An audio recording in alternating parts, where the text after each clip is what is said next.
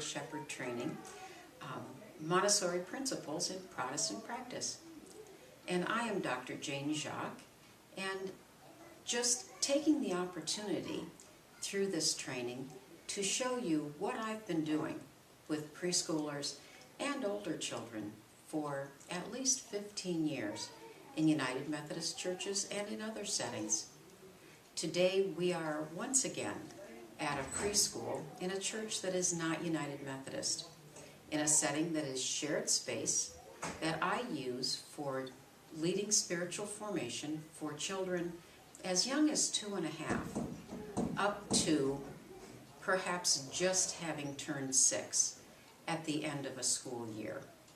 In this preschool, children begin as soon as they're potty trained, or even almost potty trained, and then they're welcome to come to the school. So that's who I begin with in this setting. As I said before, this shared space converts into something completely different for the use of the church on Sunday morning. So the setting in which we find ourselves is one that is fairly simple and completely convertible into something else when the time comes. I'm going to show you just how I use this setting with young children, beginning with those who probably have never been away from their parents or away from their home in a learning situation on a regular basis before. I begin by telling them where we are, what we do here, and what to do with their bodies. And I would like you to imagine that you are one of these children here for the first time, and I'm going to speak to you just as if you were. So I'm going to tell you that when we come into this room, which is called spiritual formation, and I'm going to say, let's say those words together, spiritual formation. Now you might remember a principle that we had last time we talked was about sensitive periods. Young children are in a sensitive period for language learning, so the big and complicated words are delightful to them, and that's exactly what we share with them. Here in spiritual formation, we are learning to pray and be with God. Now, prayer is talking to God, and prayer is also listening to God. But God doesn't speak to us always through our ears. God speaks very, very softly inside us, in our heart or in our mind.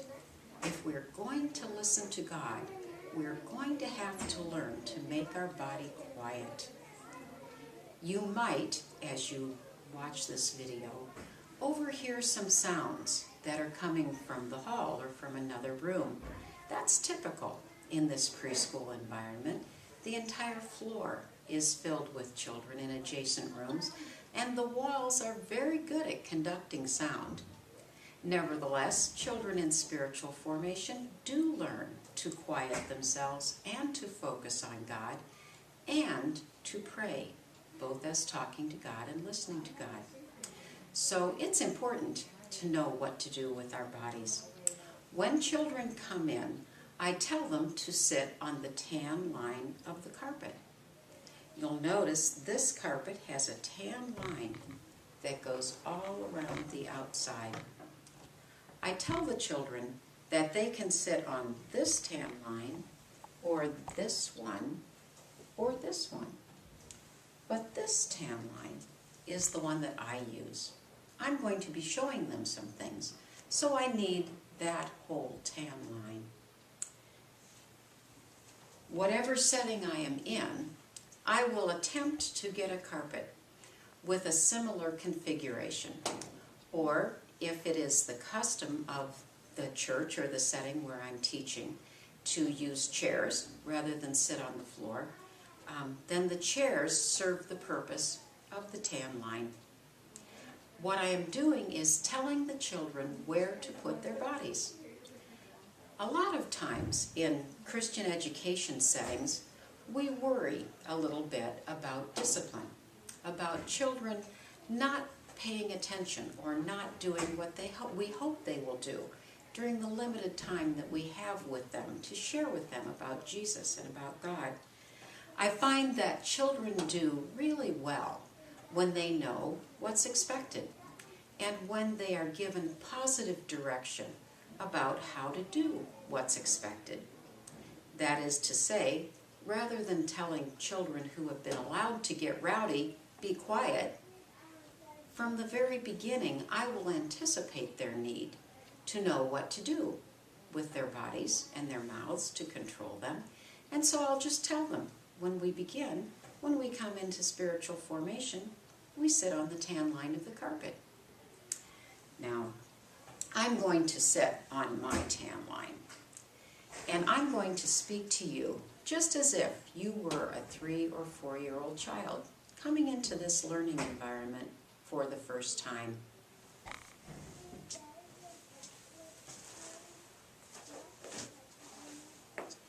In this school, it is usual for the children to sit this way. In this school, they call that sitting with pretzel legs. So I will sit with pretzel legs as much as I can. In a setting where children are used to being on chairs, I will sit on a chair.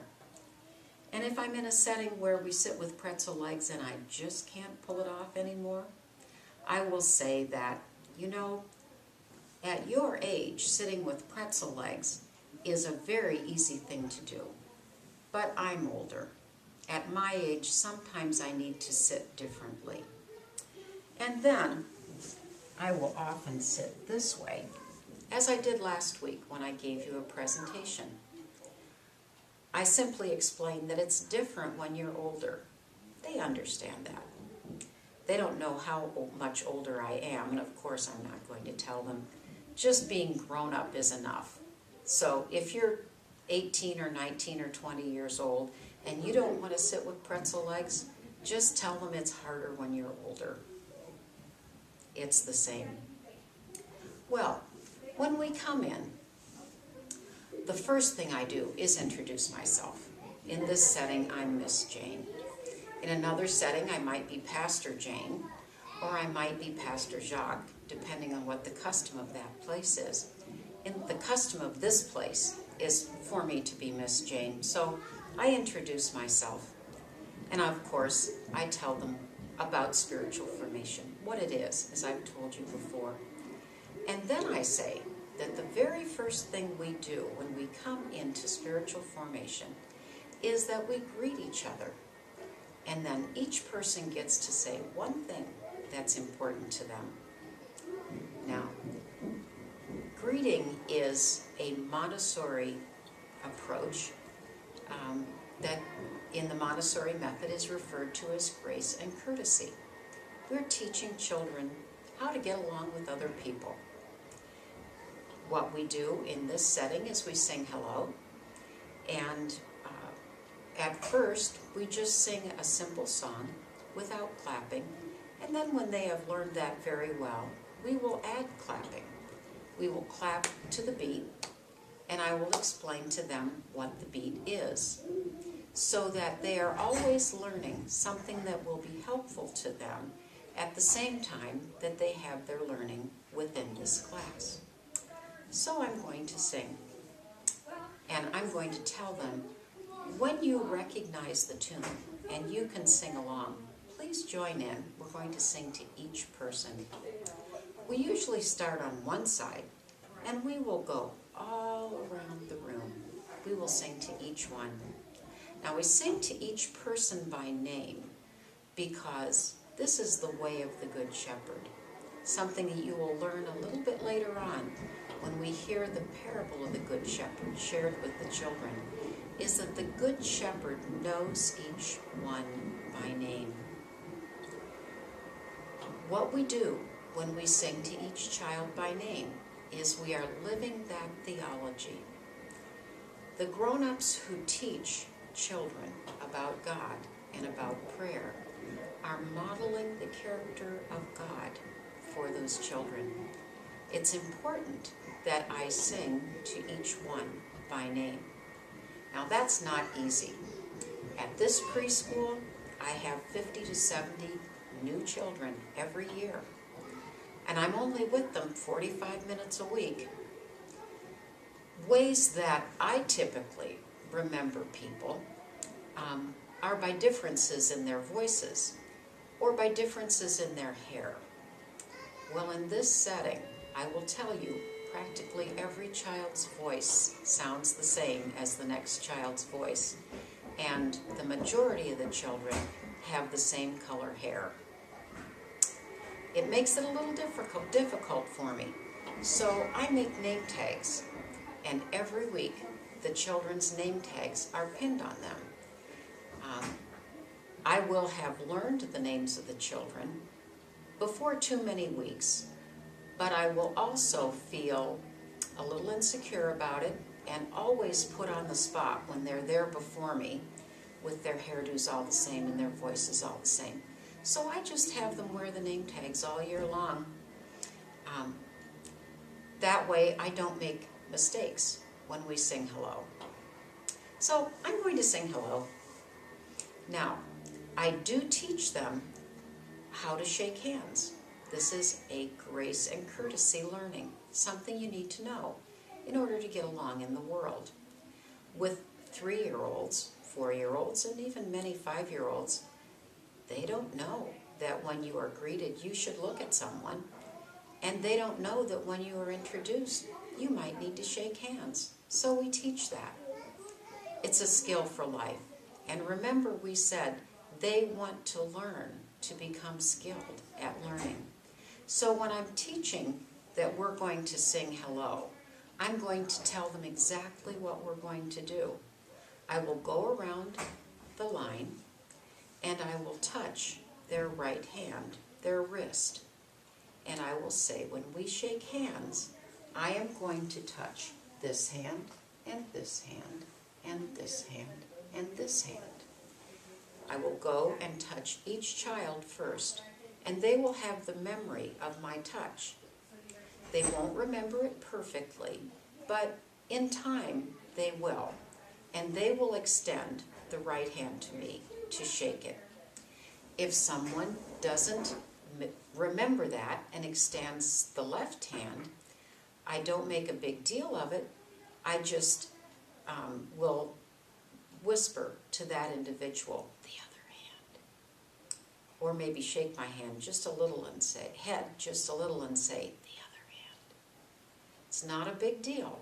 Over time it teaches grace and courtesy. This is what we sing to start out with. Hello Denise, how are you? How are you? Peace be with you, peace be with you, in the Lord, in the Lord. Now, I am going to look at the child that I'm singing to, and then I'm going to shake that child's hand, and I'm going to say, Denise, is there one thing you'd like to tell us today? Some children will readily say something, some children will not. And so I'll say, well, if you don't have anything to say, that's fine. You don't have to. We're going to have working time later. Maybe if you have something you want to say, you can tell me during working time. Or if a child has lots and lots of things to say, I listen to them say one thing, and when I hear the word and, I will stop them and I'll say, oh, I heard the word and. The word and puts two things together. We're just going to say one thing. So if you have something more to say, you can say it during working time. Now, in this school, children travel in lines. It's part of the things that they learn is to walk in line. That's what they do when they're out of their classroom. So the children will have come into the room in a line. They don't necessarily sit on the tan line in an orderly fashion. They just sit on the tan line. But somebody led the line in, and somebody was the last one in. I try to notice who the first and the last one in were. And something I tell them from the very beginning is that, of course, we are learning about God. This is a picture of Jesus, and That is a picture of Jesus. We don't know exactly what Jesus looked like because there were no cameras then. But people make Jesus look whatever way they think he should look. We know what Jesus was like and what he said and what he did from this book, the Holy Bible. And so, we know that one of the things Jesus taught when he was here was that we should always share being first. Today, if this person was the first one in the room, then we're going to start singing hello with this person. Because Jesus said we should always share being first. And so we do. We start out with these simple guidelines: where to put our body, how to pay attention to each other, how to be polite, what to do with our bodies. Another thing that we learn is what we are going to do during working time. I mentioned that to them when I talked about if you have something to say now or you don't. We're going to have working time. These things on our shelves, which you saw in our video last week, are things to work with. Well, just about all of the things to work with on our shelves are on trays. We're going to need to learn how to carry a tray without spilling. We're going to learn that today. I always have enough metal trays for all the children who will be in a particular class and for the adults who might be with them. These metal trays are a little bit old-fashioned. You might have to look at a store for used things or go to garage sales, or if you're in a church, you can publish the need for these trays, metal trays. They used to be called TV trays. I think a long time ago, these are what people ate dinner off of when they were watching television, when television was new and different. I'm not sure. You remember last week, we looked at how to spoon beans, one of the first of the works that we teach the children. We teach the children to spoon beans as a way of quieting themselves. It helps them gain control of their bodies and their minds for prayer. You might remember that when a bean fell on the metal tray, we heard it. And we stopped and picked up the bean. It's a Montessori principle that works should be self-correcting, so that the child knows when something has gone a little bit wrong, and the child corrects himself or herself, rather than the adult saying, you spilled the beans. We leave it to the child to hear, oh, the bean fell. That's why the tray is metal, because we can hear when something has gone wrong, when something has fallen. Another principle of Montessori practice is that just about everything in the room is real. There are not toy things, there are real things, and the things that we work with are made of real substances. For example, we have metal trays rather than plastic trays. Part of the reason for this is that we are learning that our actions have consequences. They result in something. If you are careless with a plastic object and it falls on the floor, nothing happens. If you are careless with a glass object and it falls on the floor, it will probably break. We learn that there's a consequence for the way we act. This contrasts a good deal with the way things are done in preschool rooms in many settings. In many settings, preschool rooms have almost nothing that can break in them. In a Montessori-style classroom, things are real, actions have consequences, and there are enough grown-ups paying attention so that when something happens of that nature, we can help the child with cleaning it up in a way that is safe. when there's a spill. For example, if we're carrying a tray and our foot catches on the carpet and the beans go flying and we have a mess on the floor, then it's simply an opportunity for cleaning up a dry mess. And we teach, in the context of what we're doing, how to clean up a dry mess. We're going to learn now how to carry a tray. You've already seen that a little bit. When the children need to learn how to carry a tray, since they already know about standing in a line, I will ask them to stand on the taped tan line. I'll show them the difference between the taped tan line and the tan line on the carpet.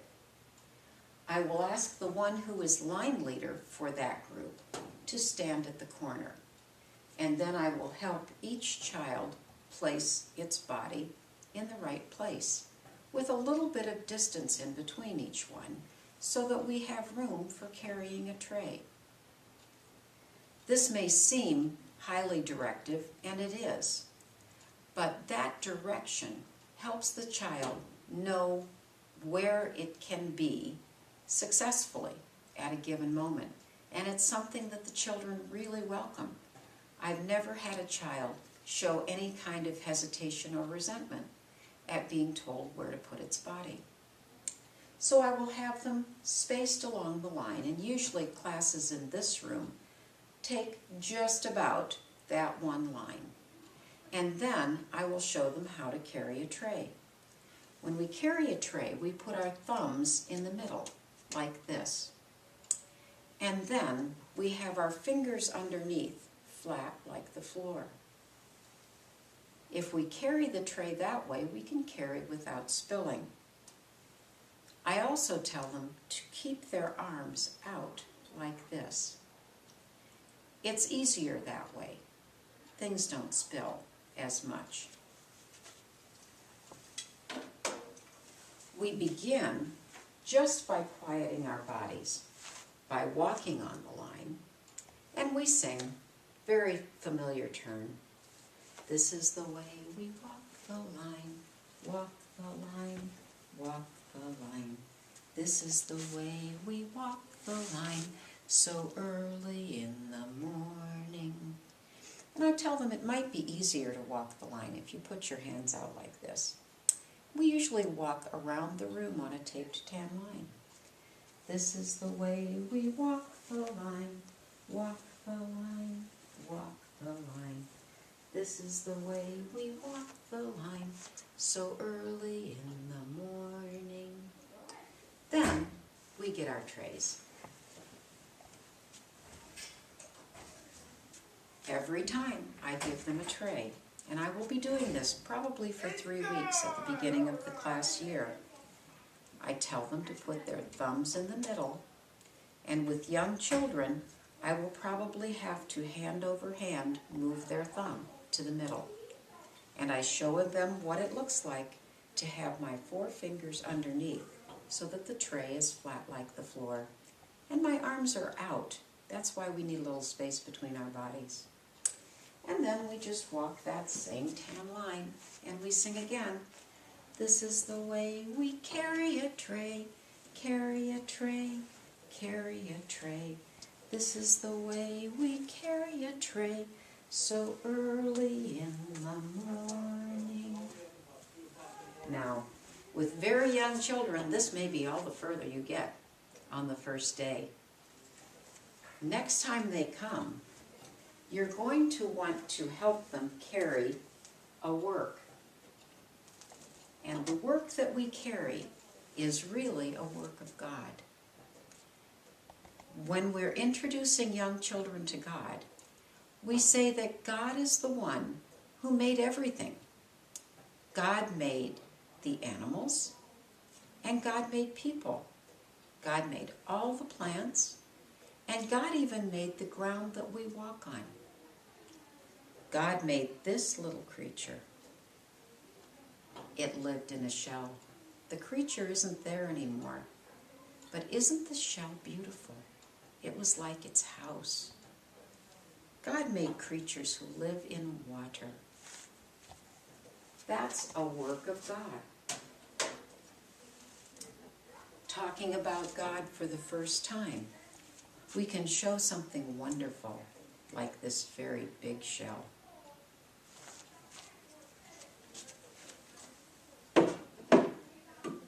And then we can give each one a little shell. And this is the way we carry a work, because that's what we call what we do. This is the way we carry a work, carry a work, carry a work. This is the way we carry a work, so early in the morning. There.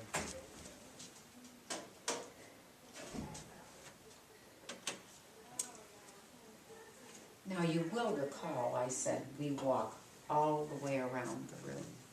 The taped tan line goes around the room. If it were a really large room, perhaps we would not want to have it go all the way around the room. After we have learned to carry a tray, when we've practiced with it, then we will each of us get an opportunity to carry that spooning work, the one that helps us quiet our bodies and our minds. I think that perhaps we've learned just about enough for today. It is certainly enough if you are 3 or 4 years old. When you're 5, you might be able to move on to something a little bit more complicated, but not for the first day. At the end of our time together, we will always sit down, and we will be sure to remember to pray. We will say our little poem that helps us quiet our bodies and quiet our minds for prayer. My feet are very, very still. I fold my hands this way, and it could be this way, or this way, or this way. But I'm just finding a way to have my hands quiet. And then I bow my head and close my eyes, and quietly I pray. Now we can all pray to God at the same time, and God will hear all of us, even if we're all talking at once, or even if we don't use words. God still hears us, and you can say to God whatever you want. We're going to pray, and then I'm going to say a prayer. Dear God, thank you so much for making the world.